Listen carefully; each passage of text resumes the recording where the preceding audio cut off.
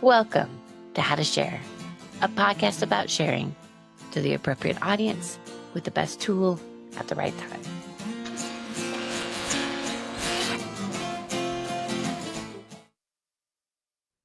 I'm Wynne Leon, and in this episode, I'm sharing my favorite meditation from my teacher, Deirdre Wilcox.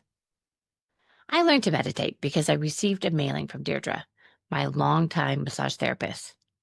It was for a class called Quiet Minds. Drop in, find some peace. Cultivate internal quiet through low-key movements, breath practices, and guided meditations to create sanctuary during these stressful times. Sounds great, doesn't it?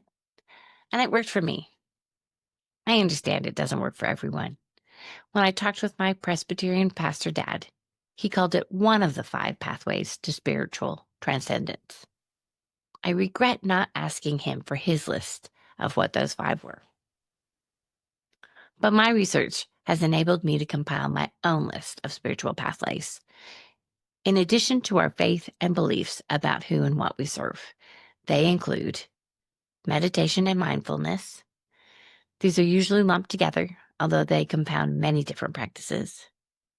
Community engagement, whether this is church or more secular groups, community is helpful for practicing our beliefs and values.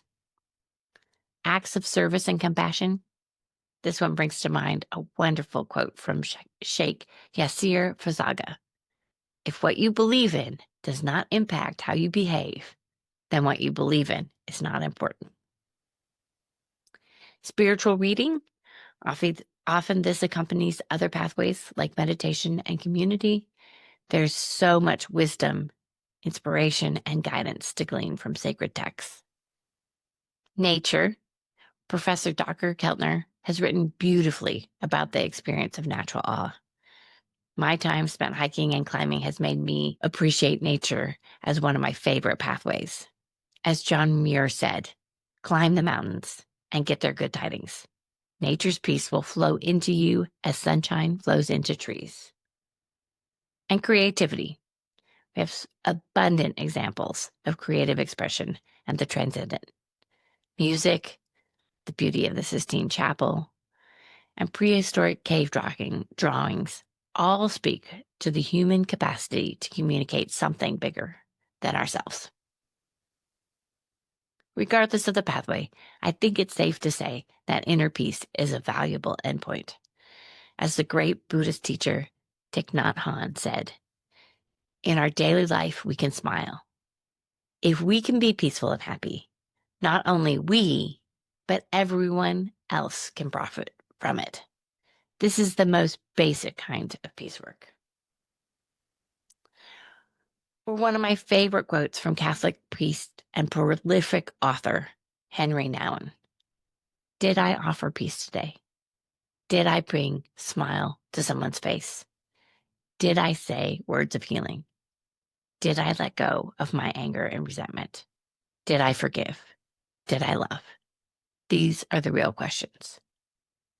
Yes, the real questions about the very real benefits of inner peace. Enough of my preamble to this meditation by Deirdre Wilcox. Perhaps I'm biased from my years of carrying a heavy load, but I found it a powerful way to unpack, lighten my load, and find some rest and peace. Here's Deirdre Wilcox. Before we begin this meditation, take a moment to settle in.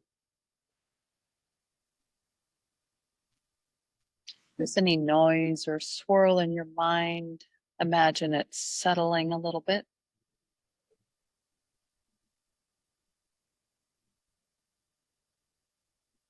If you've been busy moving about, let the body settle.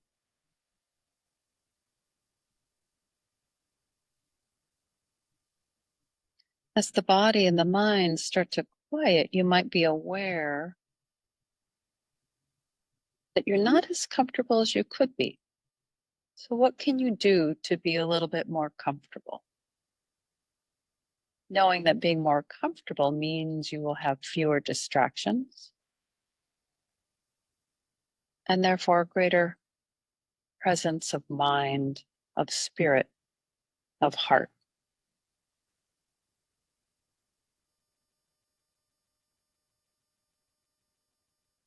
And then gently bring your awareness to the movement of the breath that goes in and out. Inhaling and exhaling. Filling the lungs, emptying the lungs. Connecting to this rhythm and beginning to both lengthen and smooth the breath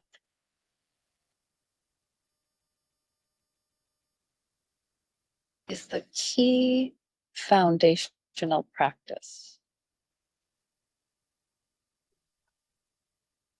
in preparation for that as its own meditation or for other forms of meditation as this guided one that we're going to do.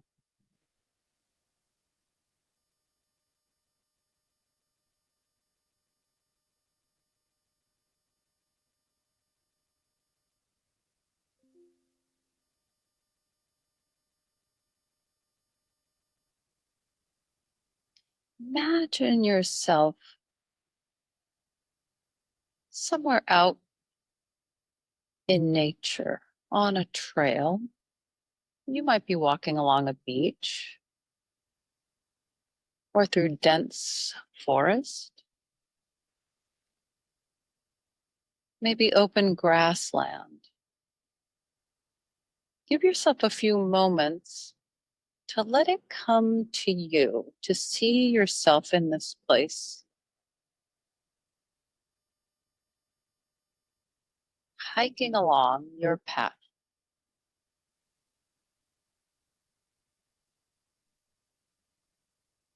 It might be flat, it might go up and down.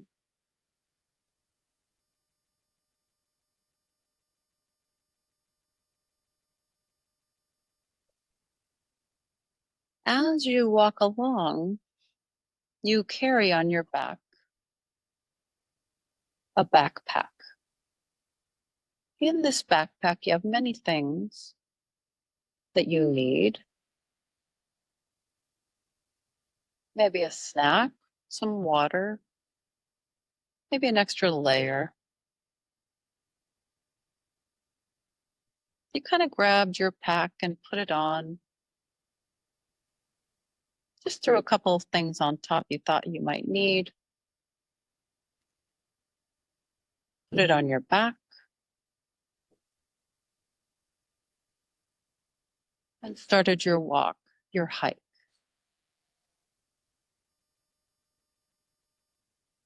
Taking the air, the light,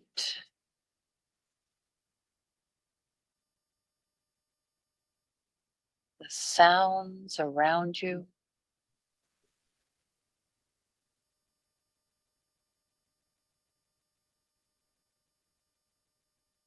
You continue to move along this path,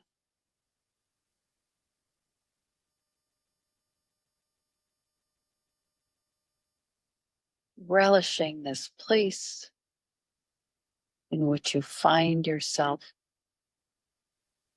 its beauty, its sacredness.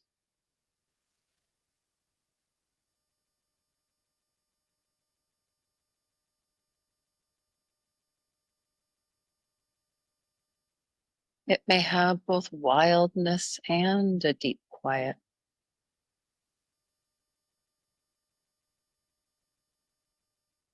But it's a delight, and it's food for your soul.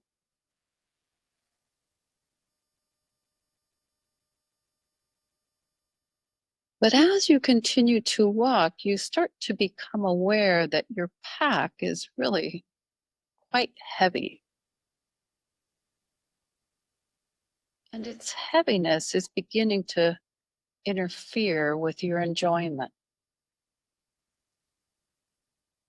So you adjust the strap or you lift it up higher on the waist, you move it about, You determine that you can make this pack more comfortable, and so you make the adjustments you can and you continue to walk.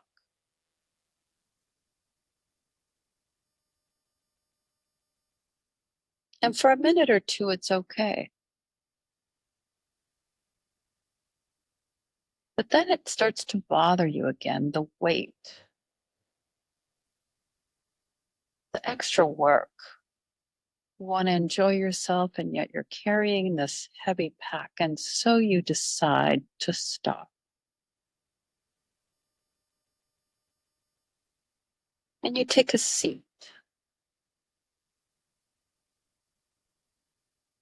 You slide the pack off, put it between your feet,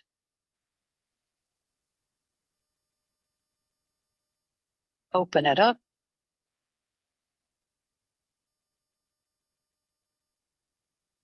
Maybe you grab the water first, have a drink, maybe a small snack. But these are the things you put in today, and you know that they're not heavy. So you begin to wonder what else is in your pack that you just grabbed like you usually do.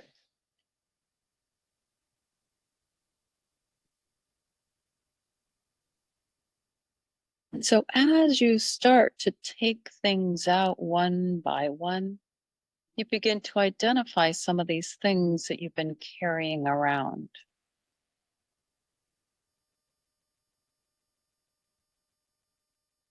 Some of these things may be material items like a book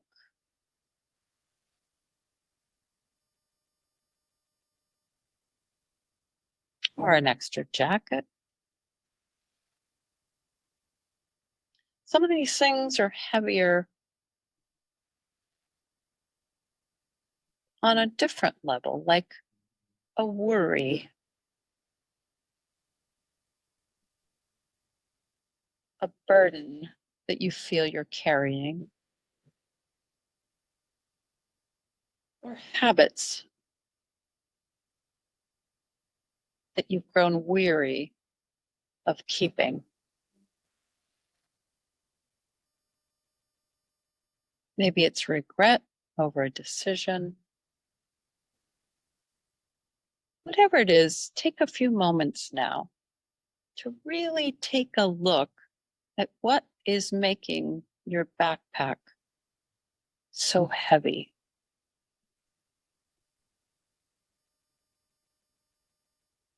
And name these for yourself in a clear but simple way.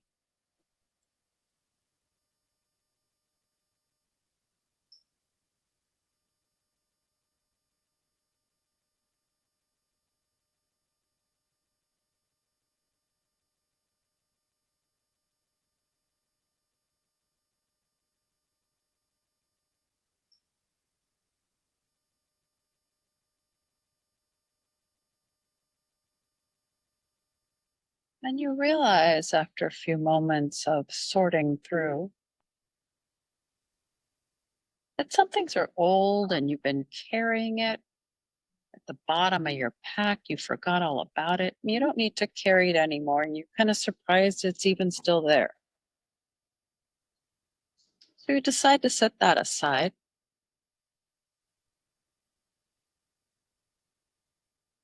Some things you've been carrying that actually aren't yours to carry, but somehow you took it into your pack.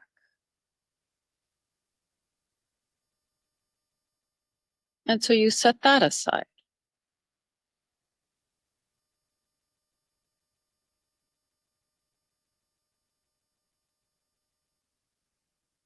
And you go through like this, continuing to set aside things that are no longer needed, things that are not yours,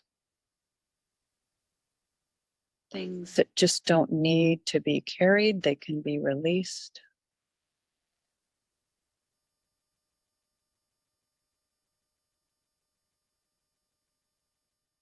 And you make conscious decisions about what you want to put back inside your pack, what you want to continue to carry as you move along your path.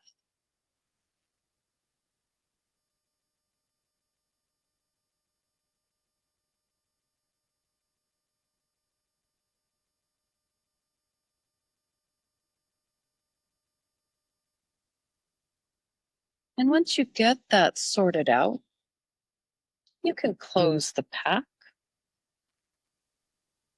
And before you stand up and put it on and continue on your hike, you turn your attention to the things that you are not going to continue to carry.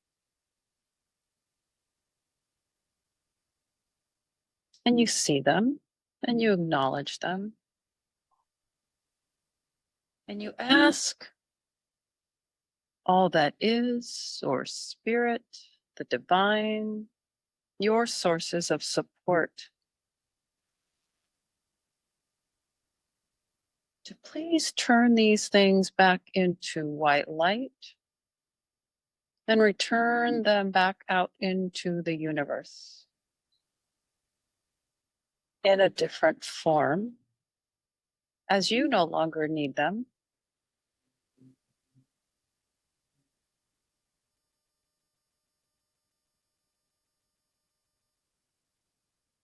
Trusting that this is so, you slip the pack right back onto your back. You clip the waist belt, you adjust it. It feels so light. Not too light, but it has just exactly what you need. And it feels like such a relief to have left those things behind and move forth on the path lighter, more clear about what's really yours, and free from the clutter and the debris of times past and worries past and burdens no longer needed. So you take a deep breath, inhaling the joy of lightness, the joy of feeling more expansive and loose limbed. You're able to stretch. You feel buoyant.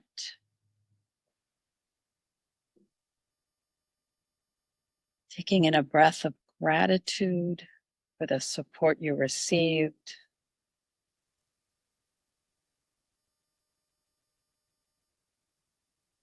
A breath of deep self-love for making that courageous choice to lighten the load.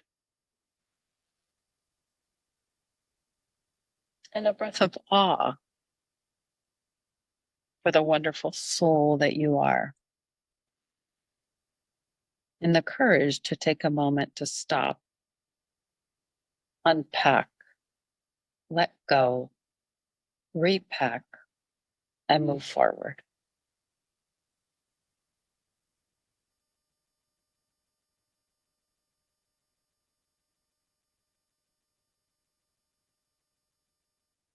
Letting that part of you go on to the trail, keep hiking. Bring your awareness to the other part of you that's sitting in a room.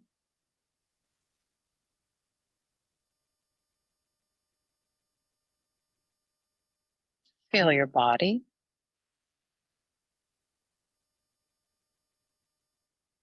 Feel back into the room as you gently open your eyes and allow things to come to you.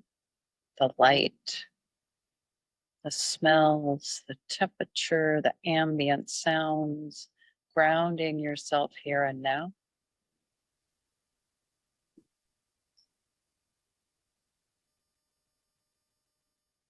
And holding the intention to move about more lightly as you go on into the rest of your day or your evening.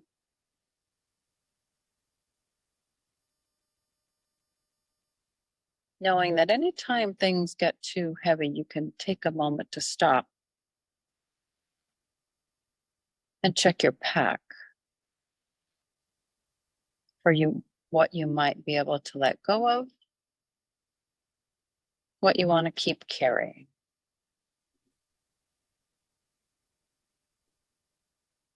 Thank you so much for adding to the light.